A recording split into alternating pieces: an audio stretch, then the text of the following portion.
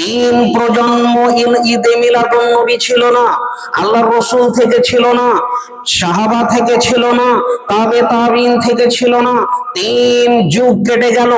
মানে এখানে আল্লাহর নবী বলছেন আমি আমার জন্মের শুকরিয়া স্বরূপ আমি সিয়াম পালন করি।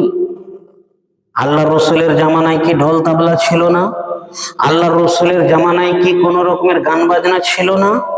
ছিল। কই আল্লাহর রাসূল তো বলেনি যে আমার জন্ম, আমি হলাম রহমতের সেরা রহমত, কোনদিন তোমরা আমার জন্য একত্রিত করো, সেখানে আমি তোমাদেরকে দ্বীনি জ্ঞান শিক্ষা দেব, সেখানে আমি নাচ গজল পাঠ করব, সেখানে আমি তোমাদের জন্য আয়োজন করব, ভরি ভোজের আয়োজন করব। এ কথা তো কই আল্লাহর রাসূল বলেনি। যেটা প্রমাণ আছে সেটাকেই মানো। সিয়াম রাখো, সিয়াম পালন করো। তুমি আনুষ্ঠানিকভাবে যে মিলাদুন নবী নামে আনুষ্ঠানিক চালু করলে, অনুষ্ঠান করলে, এটা কোথা থেকে এলো? আপনার 600 হিজরি পার হয়ে গেল। 600 হিজরি পার হয়ে যাওয়ার পরে আপনার চালু হচ্ছে আনুষ্ঠানিকভাবে ঈদে মিলাদুন নবী। কে চালু করলো, কিভাবে এলো, কে চালু করলো, কিভাবে এলো, কিভাবে এলো? একটু আপনি লক্ষ্য করে দেখুন, ইতিহাস ঘাটুন। ইরাকের ইরবিল শহর, যাকে আরবিল শহর বলে, ইরবিল শহরে একজন শাসক ছিল, একজন প্রধানমন্ত্রী ছিল। সেই ব্যক্তি জাঁকজমকপূর্ণ করে ঈদে মিলাদুন নবী চালু করে দিল। ঈদে মিলাদুন নবী চালু করলো কে? মুজাফফরউদ্দিন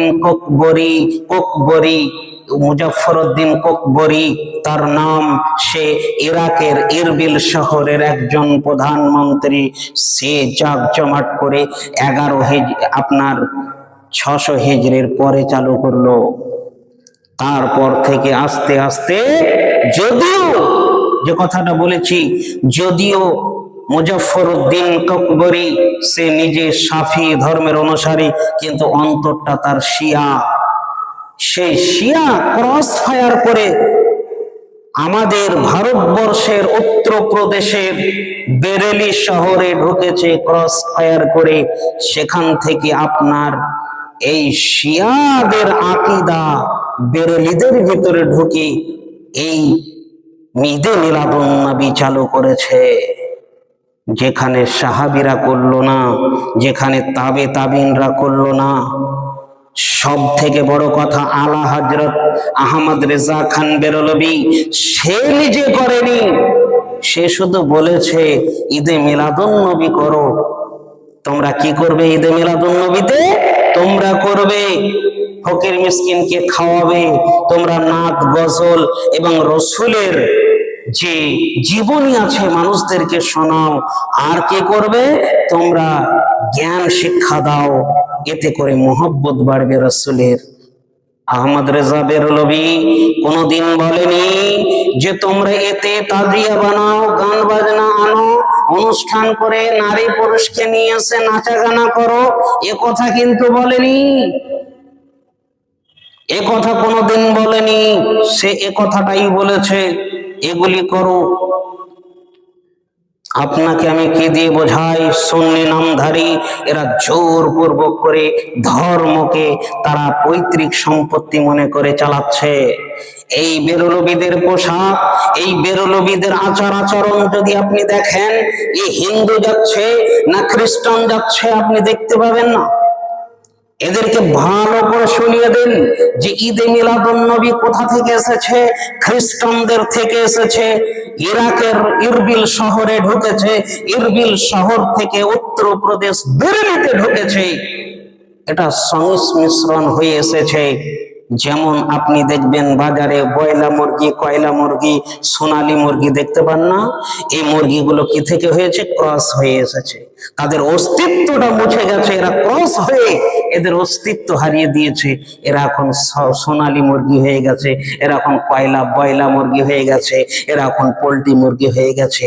এরকম ময়লা আপনার সোনালী মুরগির মতন সুন্নি নামধারী বেরলবি যারা দেখবেন, এরাই ইহুদি খ্রিস্টানরা যেমন তাদের নবীর নামে কেক কাটে, জন্মবার্ষিকী পালন করে, আপনার বড়দিন হিসাবে উদযাপন করে, এরকম ভাবে আপনার সেখান থেকে ঢুকেছে কি কোথায়? ইরাকে ঢুকেছে, ইরাক থেকে ভারতে ঢুকেছে। এভাবে ঈদে মিলাদুন নবী উদযাপন শুরু হয়েছে। আপনাকে আমি যেটা বলছিলাম, আপনি হয়তো ভাববেন যে আমরা নবীর দুশমন না, নবীর দুশমন নয়। আপনাকে আমি বোঝাতে চাই, আল্লাহর রাসূল যেটা বলেছে সেটাই আমরা মানি। যে আল্লাহর নবী সোমবারে সিয়াম পালন করেছেন, আমরা সিয়াম পালন করি, আমরা সিয়াম পালনকারী, রোজা রাখি, আল্লাহর রাসূলকে সম্মান করি, আল্লাহর রাসূলের সুন্নাহকে আমরা মেনে চলি। আর তোমরা সুন্নাহর বিরোধিতা করেছো, কোরআন হাদিসের বিরোধিতা করেছো। তোমরা সাবধান থাকো। আল্লাহ বলছেন ওয়াত্তাকুল্লাহ, আল্লাহকে ভয় করো, ইন্নাল্লাহা শাদীদুল ইকাব। সুন্নি নামধারী বেঈমান, জোচ্চোর, তোলাবাজ, বেঈমান কোথাকার আজকে সুন্নি নামধারী পৃথিবীর মানচিত্রে এসে আজকে জোরপূর্বক ধর্মে ঢুকাচ্ছ, আর জোর গলায় বলছো অমুক কিতাবে আছে। আল্লাহ রাসূল সাল্লাল্লাহু আলাইহি সাল্লাম চলে যাওয়ার পর সাহাবী চলে গেল, তাবেঈন চলে গেল, বড় বড় মনীষী চলে গেল, বড় বড় মুহাদ্দিসিন চলে গেল, কেউ বলল না ঈদে মিলাদুন করো, এর মাধ্যম দিয়ে রাসূলকে আপনার সম্মান করা হয়। যেখানে আল্লাহর নবী বলছেন আমি পৃথিবীতে এসেছি রহমত হিসাবে, আমি পৃথিবীতে এসেছি, অতএব সোমবারে আমি আল্লাহকে খুশি করার জন্য সিয়াম পালন করি। পৃথিবীর ভিতরে ইবাদতের জগতে সব থেকে ব্যতিক্রম ইবাদত হলো সিয়াম বা রোজা, যেটার মাধ্যম দিয়ে আল্লাহ খুশি হয়। অতএব আল্লাহকে খুশি করার জন্য, আল্লাহর রেজামন্দি হাসিল করার জন্য যা করা লাগবে সেটা আল্লাহ এবং তার রাসূলের অনুমতি থাকতে হবে। নিজের মন গড়া, নিজের মন মতো এভাবে চললে পরে আপনার হবে না। তাই আসুন ঈদে মিলাদুন নবীর মাধ্যমে সিয়াম রাখুন, সিয়াম পালন করুন, সিয়াম রাখুন, সিয়াম পালন করুন। এটাই আমাদের বক্তব্য, এটাই আমাদের কথা, কোরআন এবং হাদিসের কথা এটাই, যে সিয়াম পালন করুন, সিয়াম পালন করুন। কোনো আলা হযরতের কথা দিয়ে ধর্ম চলে না, কোনো হুজুরের কথা দিয়ে ধর্ম চলবে না। আপনাকে আমি কি দিয়ে বোঝাই? আপনি যদি নিজে না বোঝেন আর নিজের মন গড়া মতে চলেন, আপনাকে কেউ বোঝাতে পারবে না। একটা প্রচলিত কথা আছে, যদি আপনাকে না বোঝায়, যদি আপনি নিজে না বোঝেন, আপনাকে বোঝাবে কে? আপনি যদি নিজে না বোঝেন, আপনাকে বোঝাবে কে? আর হনুর মতো মাথা লড়িয়ে আপনাকে বোঝাবে কে?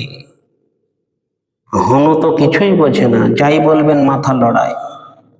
অতএব নিজে জ্ঞান বিবেক আল্লাহ দিয়েছে, বোঝার চেষ্টা করুন। কোরআন হাদিস আগে ফলো করুন, কি বলছে। মন গড়া কথা খবরদার চলবে না। ইসলাম মন গড়া কথাকে প্রাধান্য দেয় না, কোরআন এবং হাদিসকে প্রাধান্য দিয়েছেন।